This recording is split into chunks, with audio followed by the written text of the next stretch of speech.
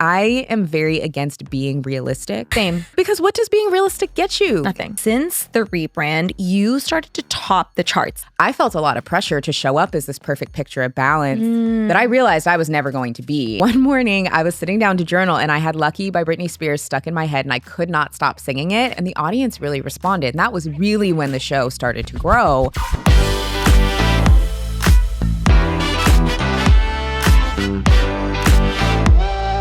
Les Alfred, are you ready to dream bigger? I am. So you are a corporate girl turned full-time podcaster and entrepreneur. So did you start creating content before or while you were at your job? During my corporate job. Okay. So I always say that my wellness journey and my content creation journey were very deeply intertwined. I got really interested in wellness when I was in my college internship, and I was falling asleep at my desk every day because it was so boring and so sedentary.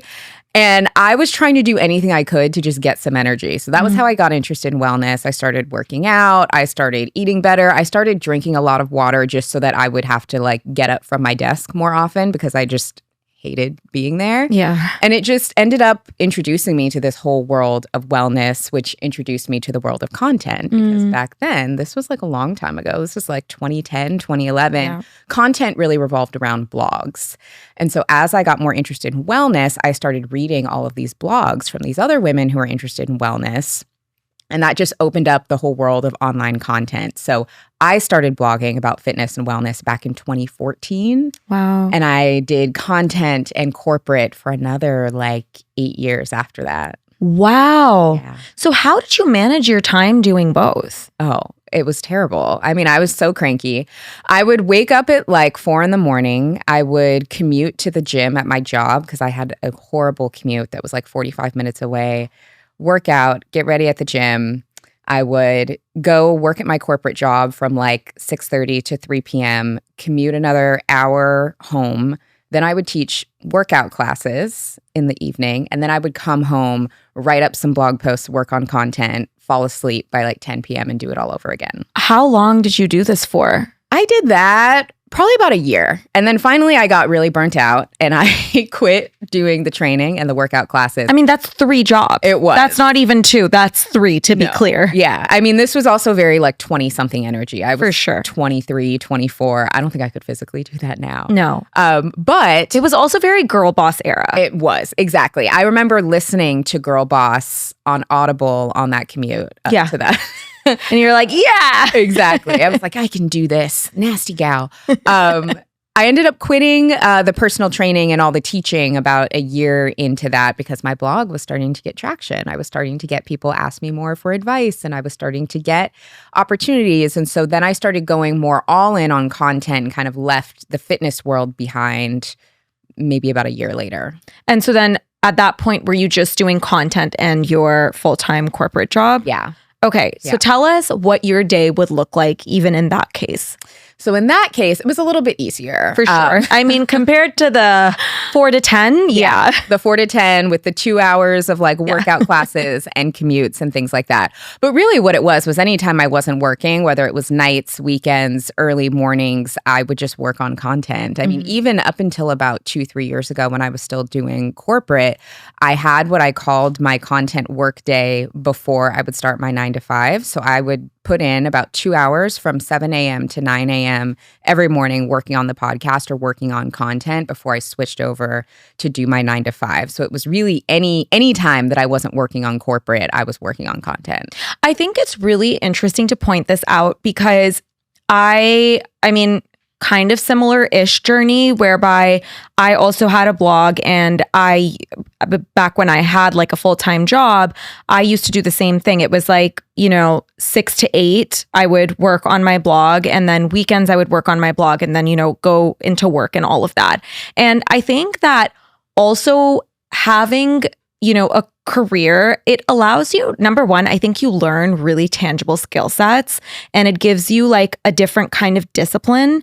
And number two, I think it also allows you to be sure that that's what you want to do, like content creation as a full-time job, and gives you the freedom to test things out, and see what resonates with your audience without actually having the pressure to be like, okay, I got to take on these deals that I don't want to do because I have no money. Oh, yeah, I couldn't agree more. I mean, there was so much that I learned in corporate, whether it was how to manage a team.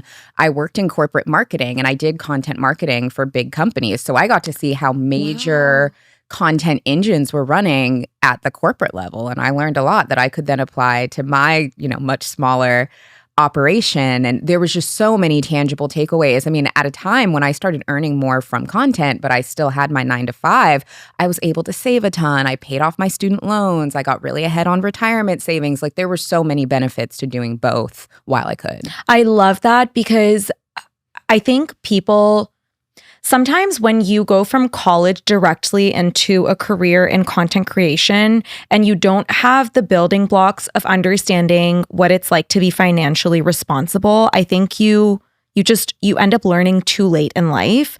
And so I think having that background is so beneficial for that reason, because you understand, okay, like this is how I actually build the financial building blocks to set me up for success. Yeah, exactly. I got to kind of create my own safety net. 1,000%. So then talk to me about podcasting. You had your blog. When did you then decide to start your podcast? Yeah, so my old blog that I originally started with, I ran from 2014 to 2018. So pretty early in the content space. I ended up getting really sick of my blog, my old blog in 2018. It was a fitness blog, and I didn't really resonate as much with fitness content. I'd already stopped training clients several years before that, as I'd mentioned. And I just felt like writing about fitness, doing recipes, it was just feeling really repetitive. And so I ended up sunsetting that blog, setting it to the side. And I was like, okay, I'll get back to content when I have a better idea of something else that I want to do. So I took a few months off and I ended up getting the idea for my podcast, which was then called Balanced Black Girl when I first started it.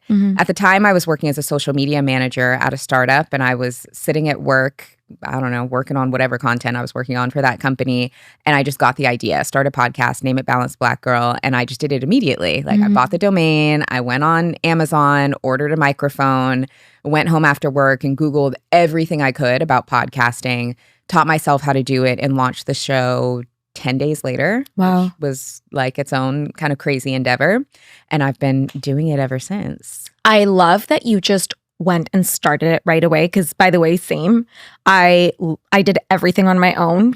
I didn't have a producer. I didn't start with a network, but it really does teach you so much. Oh, yeah. You learn everything, the ins and outs. I feel like I was the cleanest podcaster back when I was fully editing my own, because when you're the one taking out the ums and the likes and you have to listen to your own voice, it makes you so cognizant of how you speak and so intentional, and you just understand the nuts and bolts of how it all works so much better. I couldn't agree more. So then talk to me about the business of podcasting. How did you start to treat it like a business? Because, when I see someone like yourself, to me, you are an entrepreneur who has content creation and podcasting under an umbrella. So how did you start to think of podcasting as a business and even being like, okay, this can actually be a part of my career? Yeah, it was a few months after I started podcasting, I just noticed that I was beginning to get a lot of inbound pitches of people wanting to be on my podcast. And I was getting a lot of founders and women who were starting businesses who wanted to come to my podcast to talk about their founder stories and to share their expertise. And I thought that it was really cool that this thing that I had just started, it was already picking up traction and people were wanting to be a part of it. And so I got my first ad on the podcast probably about 6 months after I'd launched. I had a founder on the podcast. Her name is Shantae Lundy. She's the founder of a brand called Black Girl Sunscreen. And we did an episode all about sun protection and why it's important that even if you're a person of color and you have melanin in your skin, you still need sun protection. Our audience absolutely loved it. I was getting girls writing in saying, I've never worn sunscreen before, but now I do because I listened to this podcast. So I went back to Shantae and I was like, hey, our episode from a few months ago did really well. Here are the things my audience is saying. Would you like to sponsor an episode? I just pitched her, here's a rate that I think I just kind of pulled out of thin air. Would you like to run an ad so that, people, if they haven't listened to your episode yet and they listen to this upcoming episode, they'll learn about the sunscreen. And that was my very first ad on the podcast about 6 months after I started.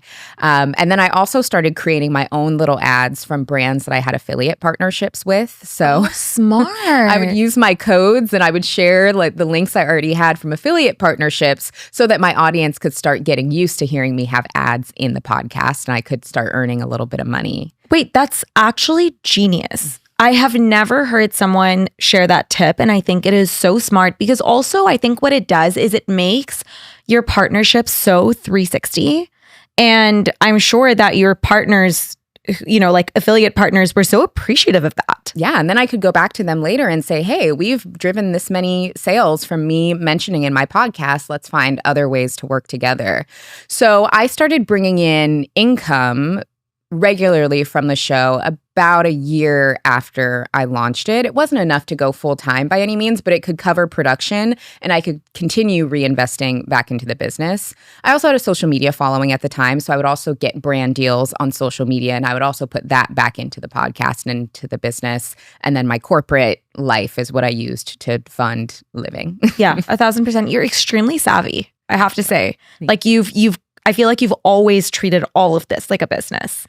I've always taken it very seriously. And I think part of it is just kind of my personality of just not wanting to half-ass anything. If I'm going to do something, I want to do it to the best of my ability. Mm-hmm. And I think that that's the right attitude to have. And I think that's also how you succeed. Because, you're not just like dipping your toes into many things. Like you're actually giving it a shot. And you're treating it like you would a business. Yeah, exactly. So talk to me about growing your podcast audience, because growing a podcast audience is very different from growing an audience on Instagram or TikTok or any of these social media platforms. How did you start to take off and start to build that kind of community? Yeah, growing a podcast is so hard. Hard. Say that it's the hardest medium to grow. Agree. You don't have an algorithm helping you the same way you do on TikTok or Instagram or even YouTube. And I can talk a little bit about YouTube later because I now think YouTube is a really important part of podcasting. But if we're talking just straight audio, people listening on Apple, people listening on Spotify, the most important thing is consistency.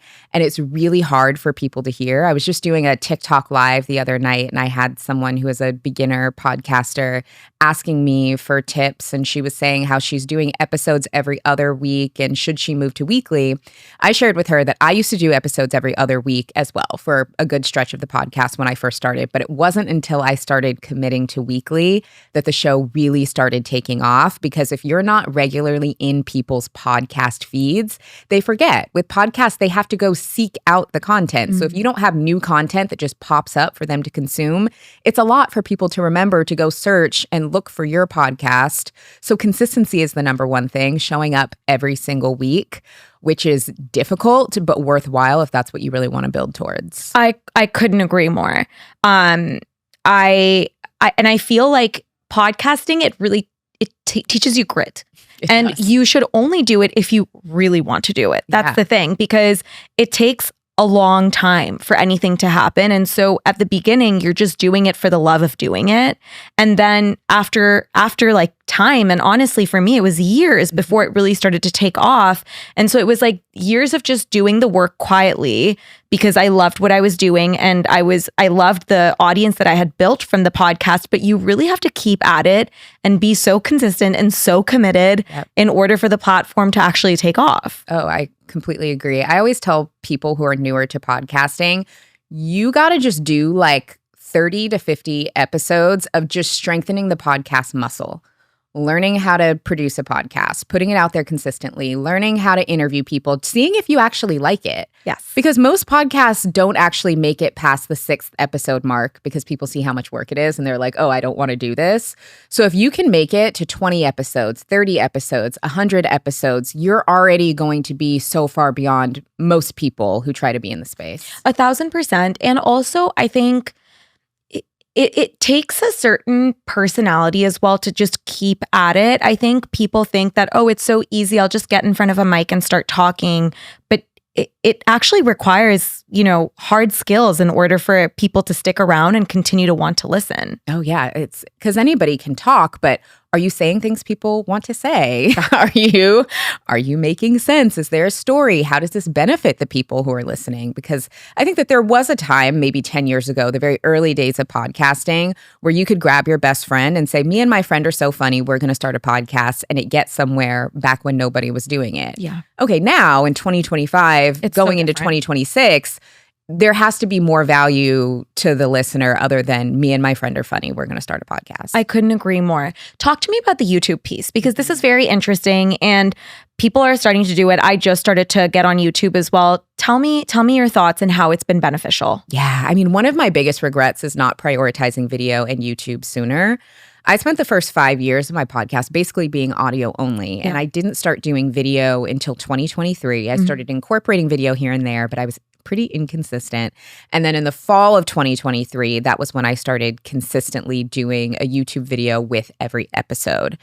Now, what's helpful about YouTube? One, it's the number one place that most people consume podcasts because it's so accessible. They can access it on any device, and billions of people are using YouTube, unlike an Apple Podcast or Spotify, which are also great platforms. I personally, as an old school podcast listener, still like audio podcasts, and I still use those apps.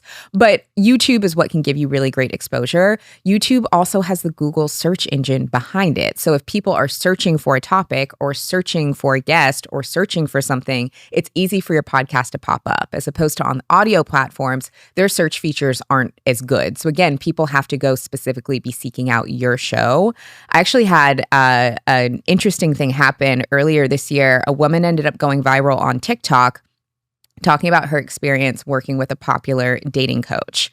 I had done an episode of the podcast with that dating coach at the beginning of the year. And the episode did pretty well when we first did it, and it was all well and good. But the second this woman's video about working with that coach went viral, I saw so much traffic spike to the YouTube episode of the podcast because people were looking up his name because the girl was going viral talking about working with him, and that traffic led to my show. No way. Yeah. Wow. So it's definitely worth it to get on YouTube because you just never know. Exactly. It's totally worth it. Wow. And then talk to me about how you've structured your team, because obviously you have a lot happening. I mean, you are an influencer, you are a podcaster, you now have your podcast on YouTube as well, which is a beast. How are you doing all of this? Oof.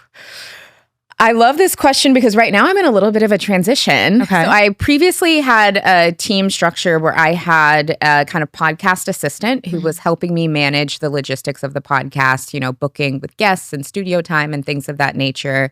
I had a long form video editor who was editing my YouTube videos. And then I had a different team that was helping me with short form clips. Yep. I recently just realized that the team that I had wasn't necessarily the right fit. I was working with really great people, but I realized that to reach the goals that I'm trying to reach, I just didn't have the right team that was going to help me get there. So I ended up letting everybody go. For a few months, I was doing all of that over the summer, which don't recommend. It was a little bit of a transition time. And now I'm in the process of rebuilding my team. So I just hired on my own executive producer because we, you know, with our network, we get a producer in network, but it's helpful to also have a producer off network to help with some of the other pieces. And so she is really helping me focus more on the strategy of the overall show, as well as some of the logistics with booking guests and helping me with edits and things of that nature. And then I hired a video team who is managing all things video. So they're doing the long form video as well as the clips to have there be a bit more synergy and to focus more on editing that creates storytelling and makes it feel a little bit more like a show as opposed to a traditional podcast. So we're onboarding right now and starting to work through those changes now that will probably be reflected in the show like in 2026 because it's going to take a little bit of time. So yeah, I'm in flux right now, but I'm really excited to see where it takes things. I mean, that's also really incredible. Again, I think it goes back to what I said, that you treat this like a business. And even just, I mean, for me as well, like this is how I think that like is who I have in different roles the right person for the role? Why not? And so being really picky about who you're hiring, what you're putting them in, and being like reflective if someone isn't the right fit, I think is so important. And also something that people just keep people on for the sake of having them on. And I think that kind of holds you back. It can, yeah. And I think it can hold the team members back too. For sure. I think that there's sometimes this idea in business that we just have to delegate everything by any means necessary. And I think that there can be a lot of value in that in terms of building a team and not having to be the one to do everything. Like, I'm so glad that I'm not editing the videos anymore because I didn't need to. I only did temporarily until I got someone in there. But I don't want to just have someone do it who's not me. I want to have someone do it who's going to do better than me. And I realized that I didn't have people in the job who were able to do things better than I could. They could just do what I told them to do. Sure, yeah. But I want people in there who the task that I'm giving to them is their zone of genius. They're better at it than me, and they can make what we're working on collectively better. You know, there's that saying, hire slow, fire fast. And I think that it is there's so much truth in that. And you're absolutely right that even if you have to do something temporarily just to get the right person in, I think it is absolutely worth it. Like, it is easier for you to do the job and know that, oh, I have to find the right person for this, than hire someone and then have to replace them. I feel like that's much more painful and like it sets you back a little bit more. It does. I mean, when you're the one doing the task, I know for me, these past few weeks, it really lit a fire under my butt to get a new editor. Yeah, 1,000%. So that I could stop, versus if I had someone else do it and I wasn't super happy with their work, but it was good enough. Yeah. Yeah, you can get really stuck. 1,000%. So talk to me about when you realized it was time to go all in on yourself. When did you decide to leave your corporate job? Yeah, so this was going to be about 2 years ago now, towards the end of 2023.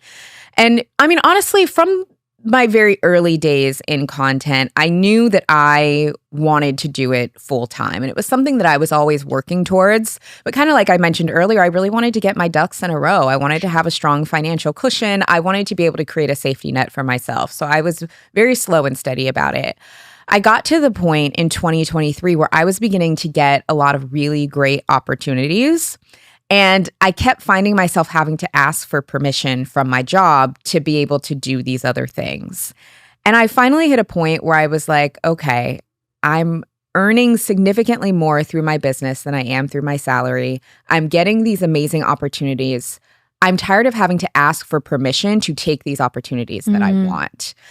Also, at the time, I met and befriended Nicole Walters, another podcaster on our network.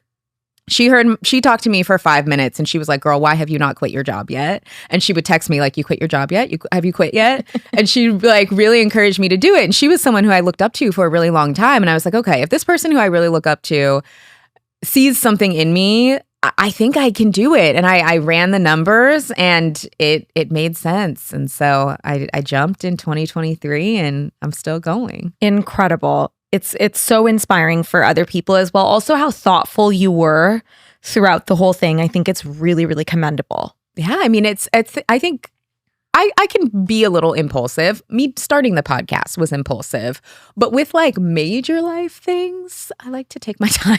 1,000%. A little more. Absolutely. I mean, it's like a big life decision. Yeah. I should hope, everyone takes their time to make these decisions. Yeah. I mean, I also did move to New York City at the exact same time that all of that was happening. So there was just a lot of big decisions. 1,000%.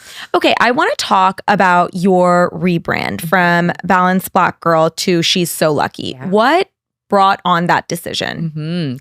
It's funny. I feel like I've kind of like foreshadowed it a little bit in our conversation here in the ways that I've talked about wellness, where I was like, I was kind of burnt out of it, or I was kind of over it. But I think that was also really reflected in the podcast. So in the early days of the podcast, I would deep dive on a very specific wellness topic with a woman of color expert in that topic. So if we wanted to talk about gut health, I would invite on a woman of color GI doctor, and we would do an hour-long deep dive on gut health or sunscreen, like I mentioned, or, therapy or all of these different things. And that was really beautiful, especially for like 200 episodes, which is what we did of that nature. It's a long time, yeah. Over time, I found myself, one, kind of running out of wellness heavy topics that I wanted to cover, and two, wanting to expand a bit more into the different types of conversations. And so about 4 years into the show, around the 2022 mark, I started expanding more lifestyle conversations and started talking a bit more about money and about career and about mindset and entrepreneurship. And the audience really responded. And that was really when the show started to grow, when we started expanding our topics and the types of conversations that we had. And so it got to a point where the branding just didn't fit anymore because that was such a wellness heavy focus that it made more sense to rebrand the show to better match what the show had become about. Mm-hmm. You know, it's so funny. When I mean, I'd been following your show since before the rebrand, but to me, I felt like, and by the way, I love the rebrand. I think it's like it's like the new upgraded version. But for me, I thought Balanced Black Girl was you. You know what I mean? I was like, oh, she's like the epitome of like someone who's balanced. And so it's interesting to see the evolution of the show, but I love She's So Lucky. You're also someone who's very into manifestation and such. So I feel like it's very reflective of you. Yeah. Well, I really appreciate what you just said about the Balanced Black Girl, the idea that that was me, because I think a lot of people thought that. Yeah. And over time, that became a lot of pressure. And when I had moments where I was not balanced, which was all the time, doing content and having a job as long as I did, I felt a lot of pressure to show up as this perfect picture of balance that I realized I was never going to be. And that was also a big part of why I decided to kind of move away from that, label. Were you nervous to rebrand? Like, how did you? Yeah, I was super nervous. I mean, I think anytime I'd spent, 6 years building under a certain name, I was really nervous. I didn't know if the audience would follow me. I didn't know if people would be upset. I didn't know if everything would kind of drop off.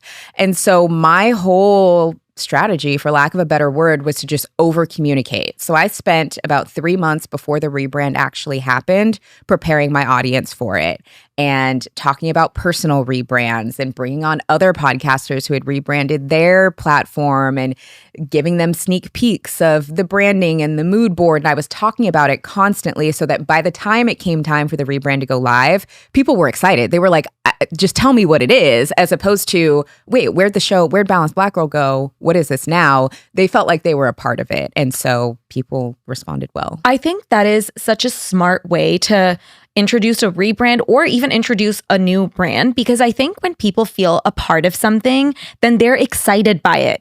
They feel like they went on the journey with you and they're kind of rooting for you at the same time because you brought them in on that journey. I think like giving people a look behind the curtain, I think, is the best way to launch something. Yeah, because people feel included and they 1,000%. Feel invested. So then talk to me about the name decision. Why is She So Lucky? Yeah, so I had decided that I wanted to rebrand the show at the end of 2024. And I had this idea in my head that I wanted the rebrand to go live in March because I wanted that to coincide with the beginning of spring. In my mind, that was just what I wanted. And I started teasing the rebrand to my audience, but I actually didn't know what the rebrand was going to be yet. But I wanted to get people ready, and I wanted it to be, I think people thought that it was like a fun surprise. Yeah. And I was like, yeah, it's a surprise to me too, because I don't know. I don't know what it's going to be. And so I was going through an exercise where every morning while I was journaling, I would challenge myself to brainstorm 10 name ideas every morning. A lot of them trash, a lot of them already existed, a lot of them like made no sense. But every morning I would just write down 10 names. And after doing this for a while, one morning I was sitting down to journal and I had Lucky by Britney Spears stuck in my head and I could not stop singing it. And so one of the names I wrote down was She's So Lucky. Continued on with my list of 10 names, but I was like, okay, wait, that's kind of cute. Like, so cute. Okay, I'm gonna star it and we'll come back to it. And then the next day, like I couldn't stop thinking about it. And then I started thinking about this whole premise of successful women who create their own luck and how we often write off women's success to luck when the luck is really all of the work that we put into it. And the brand was kind of born from there. I love it. I actually love the name. It's also so you. And now hearing the story, I love it even more. Thank you. So, okay, tell me if I'm wrong, but I feel like since the rebrand, you started to top the charts. Like anytime I'm on Apple, like browsing like the top wellness podcasts, you're always there. Did you notice that spike after you rebranded, or am I just wrong? We did get some spikes after the rebrand for sure. I think just because people were anticipating what it is and we were getting like a lot of shares. I have also had people tell me that they discovered the podcast after the rebrand because it started showing up in their feed or it started being suggested to them and it never was before. Wow. Which is interesting. And so I think those were all factors. That is really, really fascinating because I notice you all the time in there, and it's super cool to see because obviously like I know you, and I mean it's also really cool to see another girl from my network, another woman of color who's, you know, topping the charts. So I wanted to hear from you, like whether you saw that correlation or if it was just me noticing that. Oh, thank you. I appreciate that. Yeah, we've had some like spikes and some really engaging moments this year, which has been exciting. That's amazing. So tell me how you get lucky. Like what are your tips and tricks for manifestation and how, you know, you make your own luck? Love this question. You know, a lot of it, when I was younger, particularly in my teens and my early 20s, was a very self-conscious person. My self-belief was actually very, very low. And I don't fully know why that is. Maybe it's just from being a young girl, growing up in the 2000s. I don't know, because I grew up in an environment where my parents were always very affirming and were always very affirming of how capable I was and how smart I was and all of these things. But I reached an age where I was just very self-conscious. And even if my teenage self could see the things that I do now, she'd be like, girl, what, who are you? Because I used to never even speak. I was so quiet, so self-conscious. So the fact that I talk for a living is crazy. But in my early 20s, when I started getting really into wellness, it really opened me up to this world of personal development, which I think happens for a lot of people. It's like a very clear trajectory of you get interested in wellness and then you start to get interested in other things because when you become physically stronger, you become mentally stronger and you start wondering, well, what else can I do? And I really had that moment in my kind of early to mid 20s when I had, you know, these physical things that I was becoming stronger and I was increasing my confidence and believing in myself. I started being able to make things happen in my life. And I started to believe in other things that I could do and take more risks. And so for me, in manifestation, a lot of it is just been around not being the one to tell myself no. Not being the one to tell myself that something that I want is out of my reach or is, you know, too difficult. A lot of it just comes from belief and being willing to take action and follow through on the things I need to do to be the person who gets what I want. And it doesn't mean that I have like everything that I want in life right now. That would actually be really boring to have everything you want in life, like in your 30s. I'm excited that there's still so much more in life that I get to have, but there's also so much that I've wanted that I have attracted and made possible that makes you just believe like, what can I do next? 1,000%. I love that answer. I agree. I think a lot of people cut themselves short just because they don't want to believe or they're scared to believe because the goal seems so outlandish. But I feel like we all need to be okay with these dreams that we have and give ourselves permission. Yeah. And like belief that like, why not me? Exactly. Why not? I shared a video on Instagram yesterday about my favorite way to journal. And I've talked about it before in content, but I just periodically like to reshare in case people don't see it or people forget. And I had someone comment, well, I guess I'll go back. The method of journaling, it's similar to scripting. I call it best case scenario journaling, where I will either write about the day ahead that I want to have or the month ahead that I want to have, like assuming all best case scenarios. And I'll just write everything of like, I want to be invited to this event and I want to have this podcast blow up and I want to make this much money and all of the things, just fully dreaming on paper. And I had someone comment and say, well, what happens next month if it doesn't happen? And in my mind, I'm like, then it just doesn't, and try again and maybe it'll happen the next month. Exactly. Like you have nothing to lose by putting dreams on a page. And I think sometimes we hold ourselves back so much out of this fear of disappointment when disappointment's not the worst thing in the world. I also think delayed gratification is very, very important. But I think being willing to be disappointed is how you get great things, because I am very against being realistic. Actually, I had a podcast episode called Stop Being Realistic. By the way, same. Never been realistic in my life. No. I'm so delusional and so proud. Because what does being realistic get you? Nothing.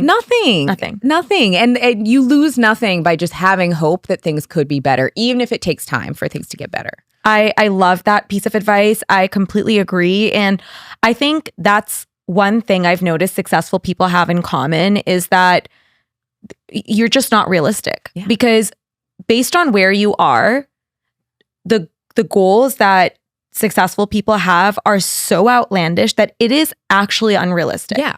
And so if you're like, oh, like, let's just be realistic, you'll be stuck forever where you are, or you'll go up half a step because that is actually what's realistic. Oh, absolutely. I mean, similarly, I have a lot of thoughts around this idea of relatability, particularly for content creators and successful women, about how I think relatability is a scam. And I think that if you're trying to be relatable, you're probably shrinking yourself, because what the average person finds relatable is probably not going to get you to where you want to be. Because again, it's rooted in this idea of realistic that is so small that I think we're not like fully living up to our potential. I love that. I've actually not heard that take, but I couldn't agree more. And yeah, if someone has a really beautiful life, I'm like, good for you. You go, girl. Yeah. Like, you've done it. I'm so proud of you. It's an idea of what's possible. 1,000%. And like, that's how I always see things. You know, I always say that jealousy is kind of like, you should reroute that to being like, oh, that's actually proof that something is possible for me too. I think jealousy is it's like a useless emotion to have. Instead, it should be like proof of concept. Exactly. You know what I mean? And I'm like, anytime I see someone who has this like beautiful, unrealistic life, that's how I think. And I think it's a really powerful belief system to adopt for everyone. For sure.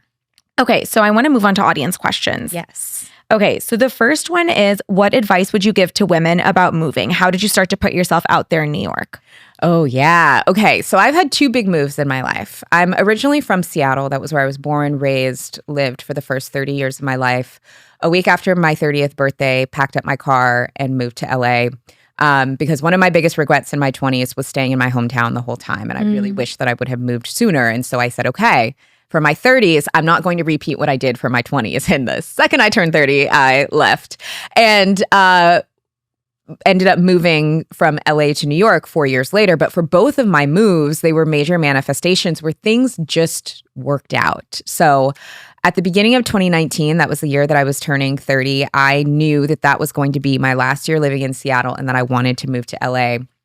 And so I started preparing for it at that time, literally on New Year's Eve going into 2019, even though my lease at the time wasn't up until August. And so I called up my friend who is a professional organizer and I was like, hey, Claire, can you help me start clearing things out? Because I'm moving in 8 months and I want to start getting rid of stuff so that by the time my lease is up, I can just go.